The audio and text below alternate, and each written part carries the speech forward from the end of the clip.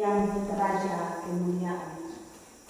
Bukalah gerbang hatimu menyambut Raja kemuliaan. Saudara-saudara yang kekasih, pintu gerbang adalah pintu masuk. Istilah pintu gerbang berarti pintu yang lebih besar daripada sebuah bangunan. Seperti gerbang masuk sekolah, gerbang masuk sebuah taman, dan lain sebagainya. Nah, konteks sejarah pintu-pintu gerbang merujuk pada gerbang Yerusalem atau gerbang kemah Allah yang akan terbuka untuk menerima tabut perjanjian sebagai simbol kehadiran Allah. Dapat kita bandingkan dalam kitab 2 Samuel ayat 6, pasal 6 ayat 12 sampai 17. Kemudian makna literal gerbang kota diangkat atau dibuka lebar untuk menyambut Raja yang agung. Makna simbolis sebuah gerbang diibaratkan hati dan hidup manusia untuk menerima Tuhan. Gerbang itu harus dibuka secara penuh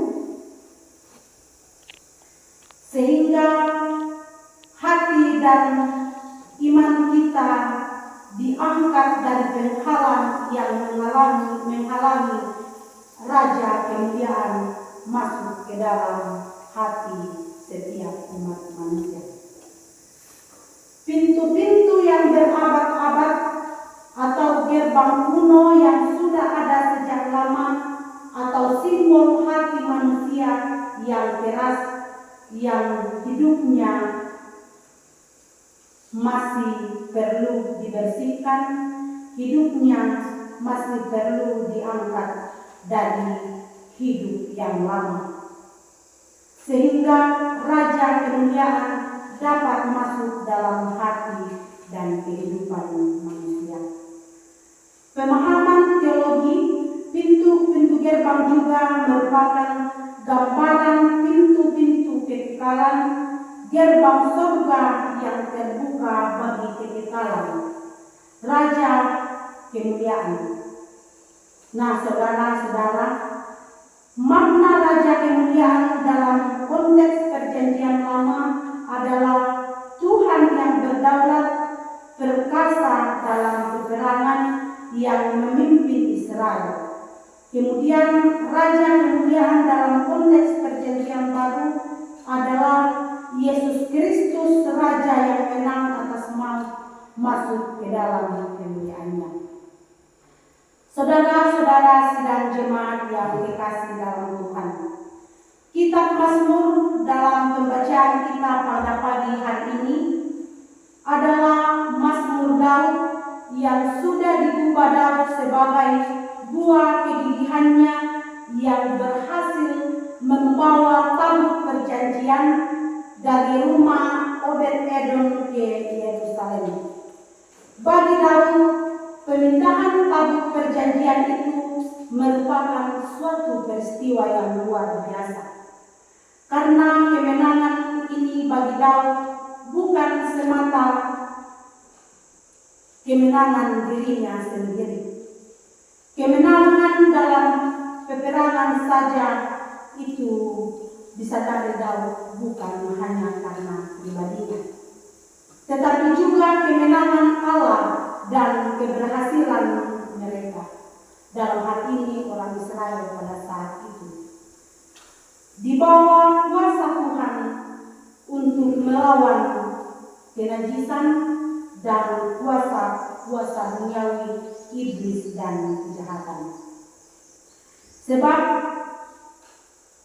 sudah sekian lama tabut perjanjian itu berada di luar Yerusalem, dan setelah Daud resmi menjadi raja atas orang Israel, maka target dan usaha Daud yang pertama dilakukan adalah membawa tabut perjanjian yang begitu mulia itu kembali ke Yerusalem.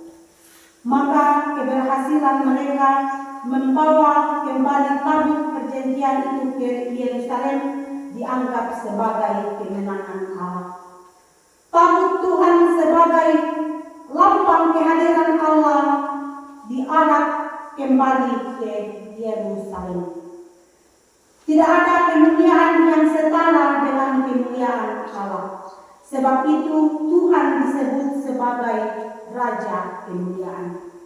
Bagi Daud, kemenangan yang diraih bukan karena kuasa dan kekuatannya, melainkan Tuhan yang menyertai dia. Dalam ayat pembacaan kita dikatakan, angkatlah kepalamu hai pintu gerbang. Tentu yang dimaksud adalah kesediaan dari setiap kota di mana warga yang ada di kota itu mau mengangkat pintu gerbang, membuka pintu hatinya bagi Raja Kemuliaan, supaya pintu itu dapat terbuka untuk menyambut Raja Kemuliaan. Bahkan pintu yang sudah berabad-abad sekalipun akan terangkat untuk menyambut Raja Kemuliaan itu. Nah, saudara-saudara yang terkasih, pemazmur mau mengatakan kepada kita bahwa inilah kesempatan bagi kita untuk menyambut Raja Kemuliaan itu. Nah, siapakah Raja Kemuliaan itu? Dalam teks bacaan kita dikatakan, dialah Tuhan Yesus, Raja yang perkasa yang akan menjadi Allah kita. Dialah yang melindungi kita dan menjaga kita. Dialah yang menciptakan umat dan segala yang ada di bumi ini. Dialah yang memulai karyanya untuk hidup manusia bersama alam ciptaannya di bumi ini. Dialah yang mau kita sambut. Dialah yang mau kita sambut. Dialah yang mau kita jumpai, yang mau kita agungkan, dan yang mau kita muliakan di dalam perayaan Natal yang akan datang. Nah, saudara-saudara yang dikasihi, di masa Advent hari ini adalah masa penantian. Jika masih ada di antara saya dan saudara yang masih tertutup hatinya, mari kita membuka hati kita masing-masing untuk menyambut kedatangan Raja Kemuliaan yang datang untuk menyelamatkan kita dari segala bentuk dosa. Mari kita mengevaluasi diri kita sendiri. Apakah hati saya dan saudara kita sudah buka untuk menyambut Raja Kemuliaan itu? Untuk itu, saudara-saudara yang dikasihi dalam Tuhan, di momen Advent yang pertama hari ini, mari kita membuka hati kita sepenuhnya untuk menyambut dan menerima Yesus Kristus sebagai Raja yang memerintah atas semua aspek kehidupan kita. Mari bersedia meninggalkan kelakuan manusia lama yang hidup dan hidup baru menyambut Sang Raja yang agung dan mulia.